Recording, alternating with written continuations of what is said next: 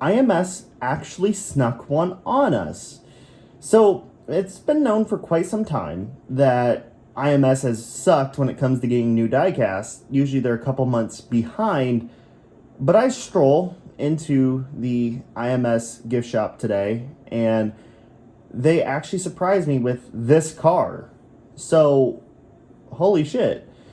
Ahoy, ladies and gentlemen, welcome back to another diecast review, and this is of Rinus VeeKay's 2021 Indy 500 entry. This is the Bitcoin car that he contested for Ed Carpenter Racing, and obviously is produced by Greenlight in 1/18 scale. And in the terms of meme sponsors, I would have to say, grab yourself a good old can of Rich Energy, sit back, relax, and enjoy the review. So we're going to go ahead and start off with the box. Here we go. Ed Carpenter Racing, number 21 Rinus VeeKay in the orange scheme. Orange and black, of course. And then over here, being an NTT IndyCar Series driver is a dream come true. It exceeds everything else in life. So this man is committed. Born September 11th, 2000. Fucking hell, he's younger than me. What have I done with my life? Yeah, so let's take a look at this car. This one, affectionately known as the Bitcoin car and the polka dot car. So, yes, this one, there's a couple interesting things that I'm glad Greenlight put on here. But let's go ahead and start on the nose, and we'll get to those things as we go. So, on the nose, we have Dallara, Ed Carpenter Racing, NTT IndyCar Series. His primary sponsor, Auto Geek, Chevrolet, the number 21, which is in a historically really bad spot, and you can see the decal is a little bit wonky in terms of the angling on it. Whenever they're at this split between the actual nose and the shock cover, things do typically get wonky, and this is no exception. On the front wing main plane, we have Bitcoin. Here on the side, we have, of course, the supermarket chain Jumbo, which has been a big supporter of any driver from the Netherlands. The Bitcoin logo here on the side of the nose. Your Indy 500 Firestone Firehawks, because this is one of those Indy 500 exclusive cars. Last time we got a number 21 that was an Indy 500 car was precisely Joseph Newgarden back in 2016, the Preferred Freezer Services car.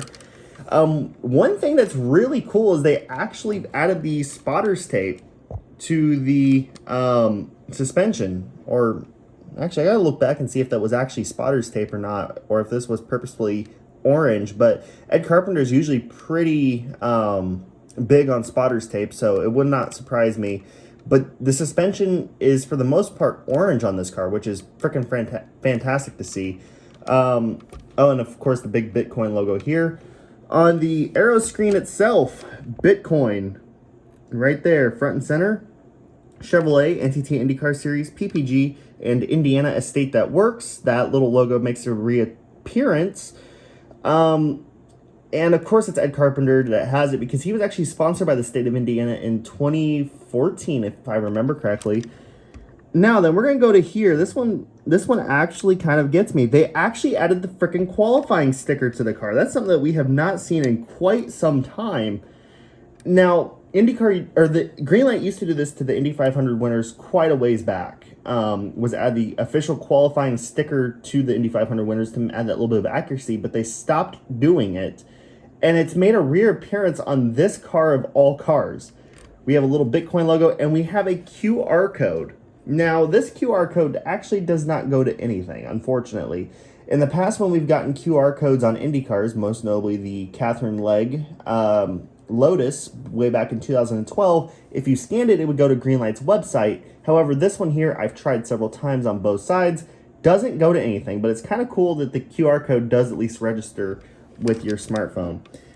Basic fit, and we got little Bitcoin logos all over the place, as well as orange polka dots all over. Here on the top, the number 21 does look a little bit wonky, and if you get closer,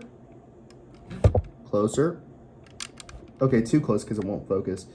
But if you notice in between the numbers, it does get a little bit wonky with the decaling. It's because it looks like the number 2 is a separate decal, and they tried to overlapped the polka dot with the 1 in it when they probably shouldn't have. So it does look a little bit wonky there.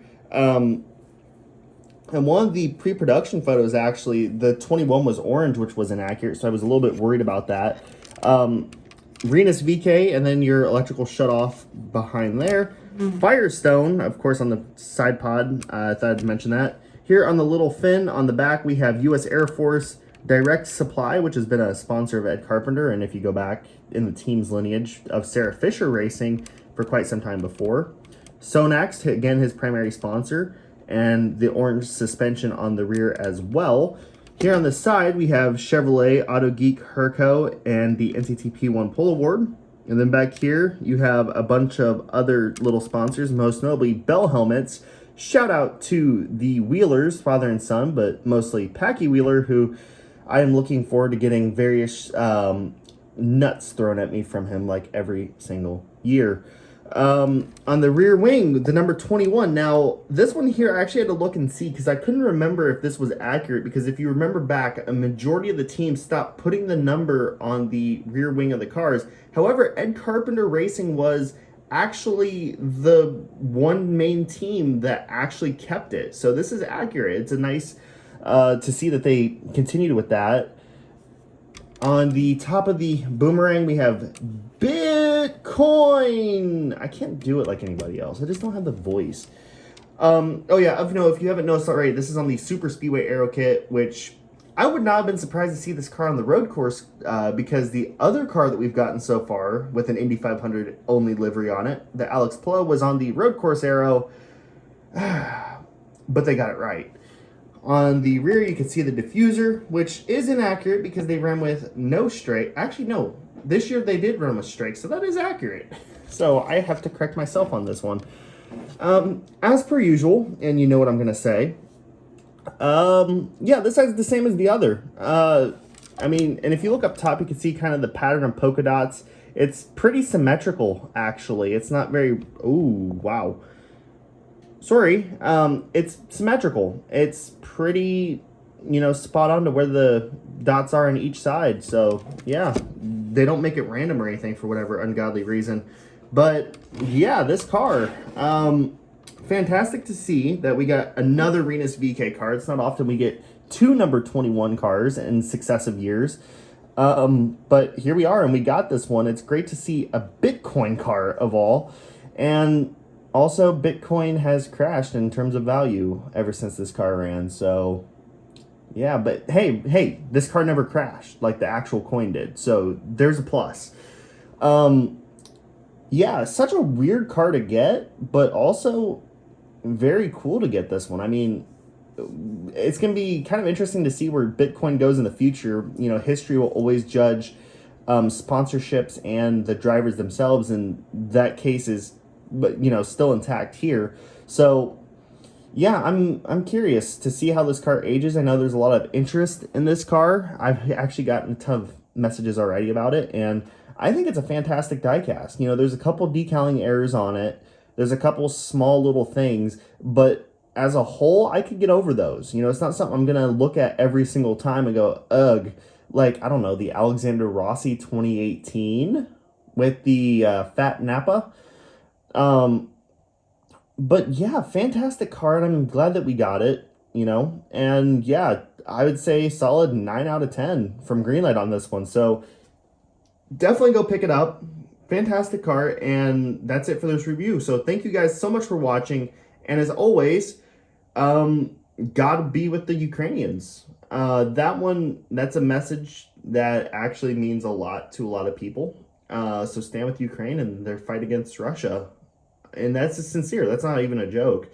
I definitely want to see the Ukrainians prevail. But anyways, that's it for this review, guys. Thank you so much for watching. And as always, peace out.